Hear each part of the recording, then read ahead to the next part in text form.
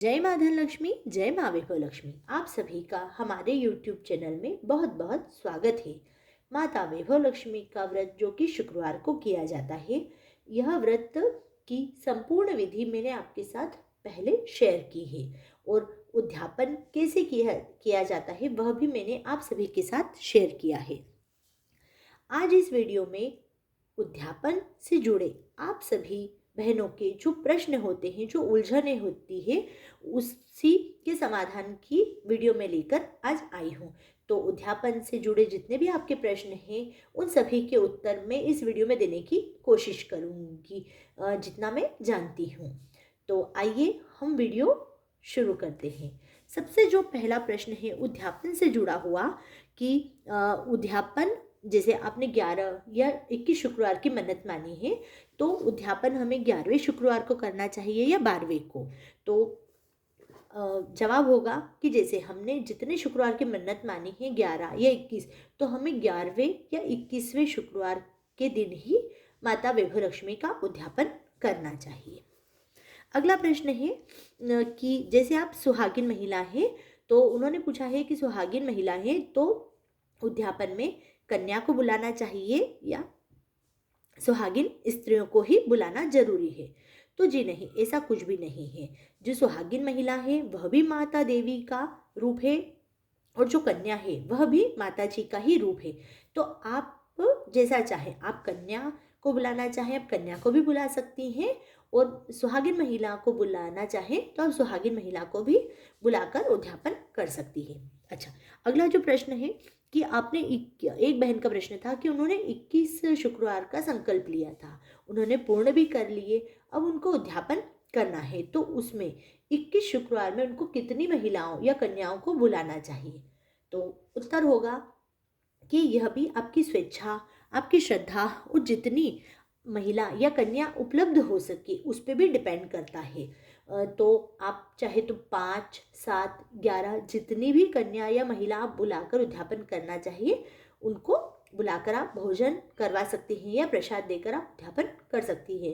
मतलब जरूरी नहीं है कि जितने शुक्रवार की आपने मन्नत मानी उतनी ही कन्या को बुलाना है, आपकी इच्छा से आप कितने भी बुला सकती है। अगला प्रश्न है कि उद्यापन में कन्या ना मिले तो क्या करें। जैसे कई शहरों में या गांव में भी कन्या का मिलना मुश्किल होता है, तो कन्या ना मिले तो क्या करें। और ऐसे कैसे सुहागिन स्त्रियों का भी, कि यदि सुहागिन स्त्रियां जितनी उन्हें चाहिए उतनी नहीं मिल रही तो क्या करें। तो देखिए, पहले तो कोशिश करनी चाहिए। आस पड़ोस में नहीं मिल रहे हैं तो आपके समाज में, आपके दूर रिश्तेदार में, गांव में कहीं पर भी हो। मैंने तो जब अध्यापन किया और कन्या या महिला नहीं मिली, तो एक बार 2 बार तो इस तरीके से भी अध्यापन किया कि अपने घर की जो बहन बेटी थी, अपने घर की जो रिश्तेदार थे, उनको बुलाकर भी मैंने अध्यापन किया।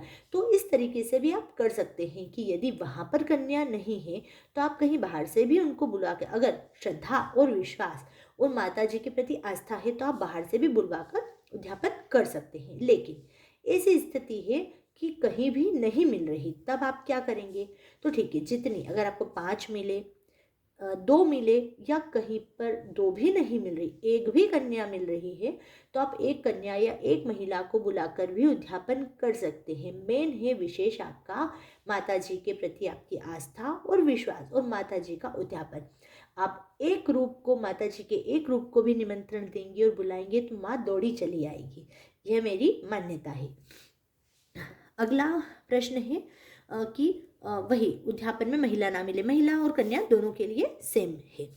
अच्छा, अगला जो प्रश्न है कि एक महिला ने बोला, हो सकता है उनकी कोई परिस्थिति रही हो, उन्होंने इस तरीके का प्रश्न किया कि घर पर उद्यापन नहीं कर सकते तो क्या करें।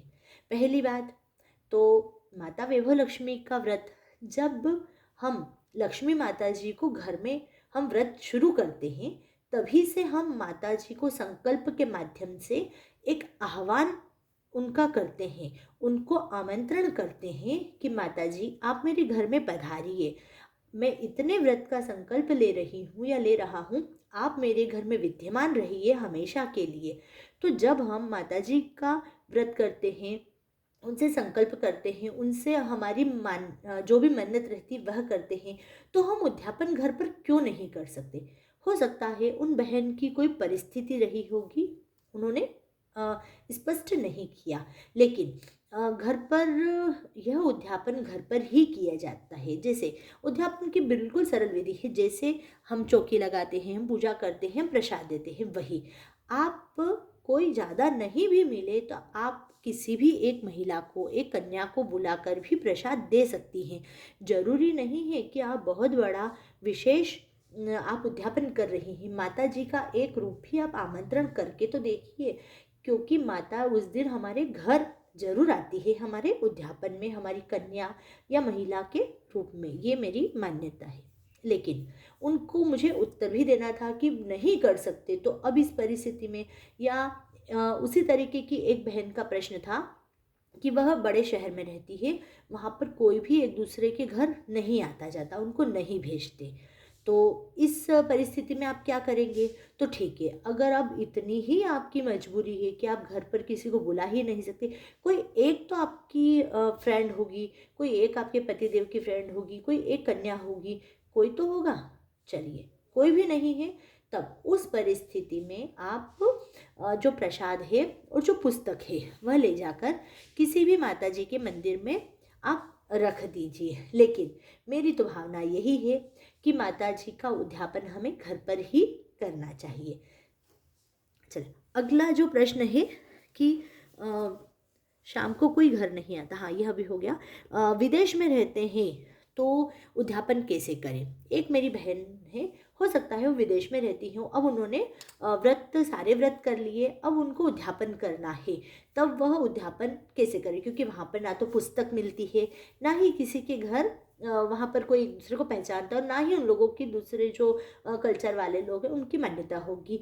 तो उस स्थिति में यदि आपके घर में ही कोई बहन बेटी है, बेटी मतलब जो आपकी बिटिया होगी कभी, तो आप उनको भी माता जी का रूप मानकर आप कर सकती हैं। लेकिन यदि ऐसा नहीं है तो आप अपने शुक्रवार जब भी आप पूरे हों, आप इसी तरीके से नैवेद्य बनाइए, प्रसाद बनाइए और कुछ दक्षिणा माता जी के नाम की निकाल कर रख दीजिए। जब वहाँ पर भी मैंने बहुत से वीडियो में देखा है कि वहाँ पर भी हमारे मंदिर होते हैं, तब आप उन्हीं पैसों से ऐसे मंदिरों में जानकर किसी को कुछ भी दान कर सकते हैं। लेकिन वहाँ पर आपको पुस्तक तो नहीं मिल सकती, तो आपको इसी तरीके से जितने भी संकल्प आपने लिए हैं उतने व्रत पूर्ण करें।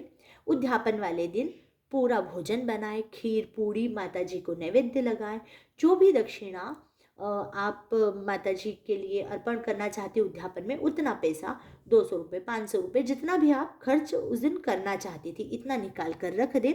वहाँ पर जो भी मंदिर हो हमारे वाले, वहाँ जाकर आप उन पैसों से आप दान कर सकती हैं। यह आप विदेश में रहकर इस तरीके से उद्यापन कर सकते हैं। लेकिन उसके साथ ही माता जी के रूप का आह्वान करना कभी न भूलें, क्योंकि उद्यापन वाले दिन हमारे घर माता जी जरूर आते हैं। अच्छा, अगला जो प्रश्न है वो एक बहन का है कि उन्होंने 2-3 बार उद्यापन कर लिया है, हर बार पुस्तक उन्होंने वितरण करी। अब उनको किसी ने सलाह दी कि बार बार पुस्तक नहीं देते, तो उन्होंने प्रश्न किया कि क्या मुझे हर बार पुस्तक देनी चाहिए या नहीं।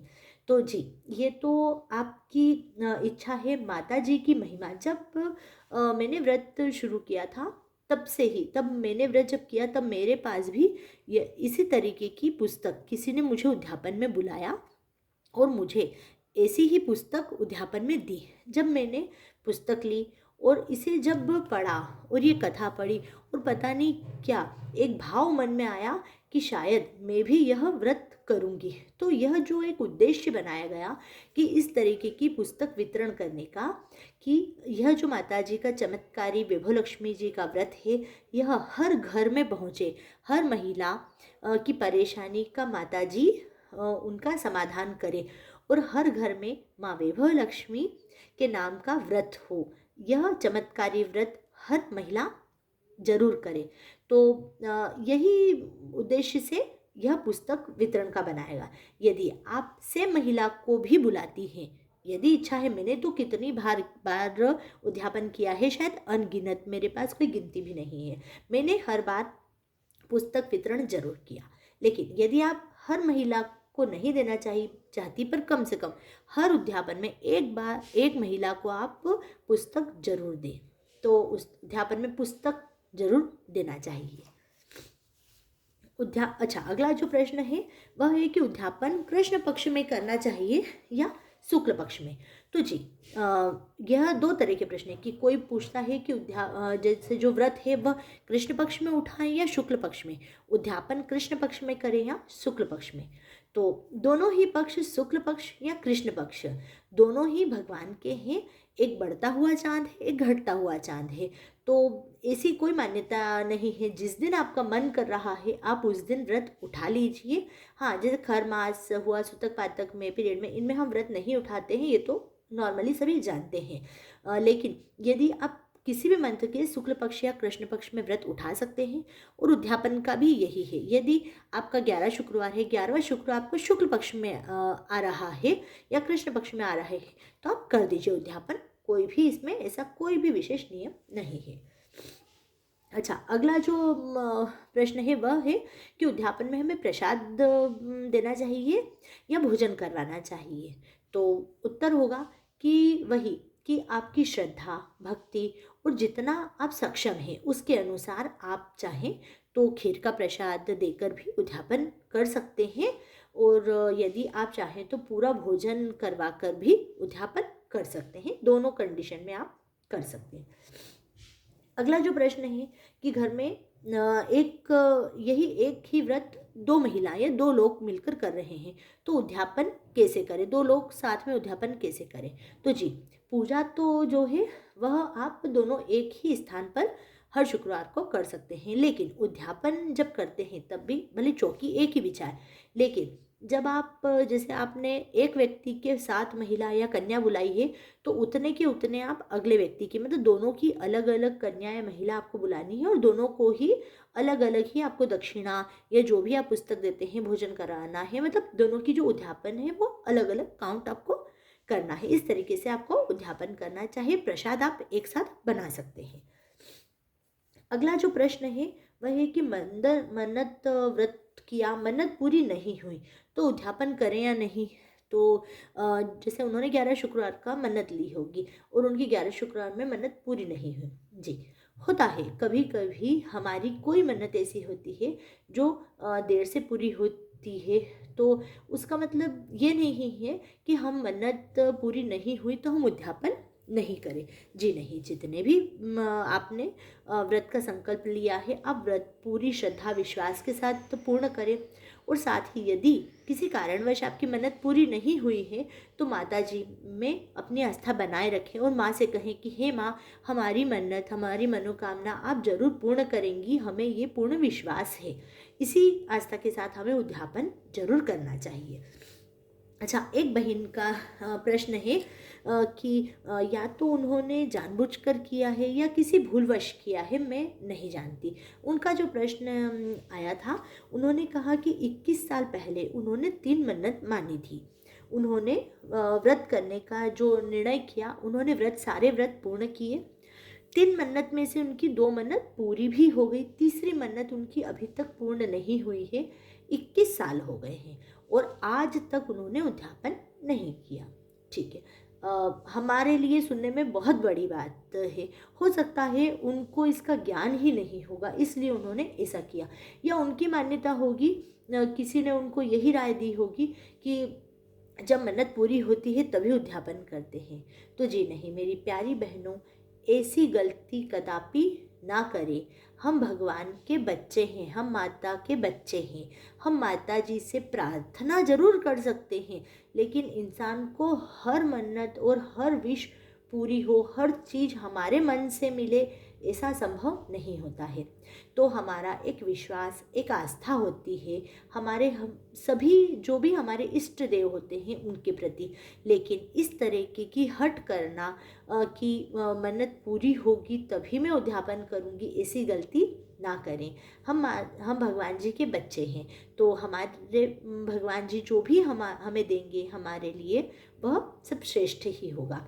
तो यदि इस तरीके से हमने किसी भी व्रत को रोक रखा है, चाहे विभो लक्ष्मी का व्रत ही क्यों ना, दूसरे कोई भी व्रत हो, सिर्फ हमने मन्नत की वजह से रोका है, तो उसे मन्नत के लिए अटकाए नहीं। व्रत का उद्यापन करना बहुत ज़रूरी है। जैसे कि इस माता विभो लक्ष्मी के व्रत में जितना व्रत का नियम है, जितने नियम धर्म का नियम है, जैसे शाम को पूजा करनी है, स्थापना करनी है, आपके संकल्प का नियम है, उससे कई गुना बढ़कर आपके उद्यापन का नियम है।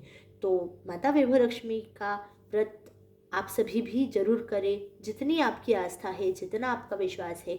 और कोई भी व्रत जब आप शुरू करते हैं तो सबसे पहले होती है मन में आस्था और विश्वास कि माँ हमारी मनोकामना जरूर पूरी करेगी। तो इसी आस्था के साथ आप सभी भी व्रत कीजिए। आपके जितने भी व्रत हो, जिस व्रत से जुड़े जो भी आपके प्रश्न हो, उद्यापन से जुड़े आपके प्रश्न हो, कोई मन में उलझन हो, तो ज़रूर आप शेयर कीजिए और उद्यापन भी कीजिए।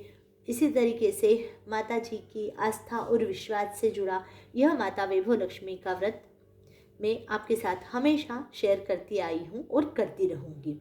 जय माता दी, जय विभो लक्ष्मी माँ। आपने यहाँ तक वीडियो देखी है तो चैनल को सब्सक्राइब जरूर करें।